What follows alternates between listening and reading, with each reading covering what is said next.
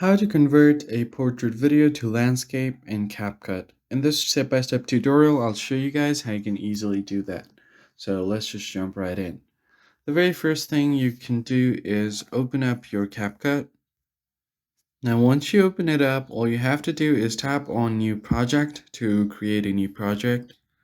So here I've imported a portrait video that I'm going to convert to landscape. So this is completely normal video. All you have to do now is find the aspect ratio tab at the bottom, and you're going to have to select YouTube 16:9. And as you can see here, it has now been converted into a portrait landscape video. But there you can see black bars at the side of your screen. So if you want to remove them, you can add a blur to this. So simply go ahead and click on the video, scroll to the side, and here you should be able to find the blur option. And once you find it, just tap on it. Go ahead and click on the background and then tap on blur. Now you can adjust the intensity of the blur. So once that's done, just go ahead and tap on export and you're good to go.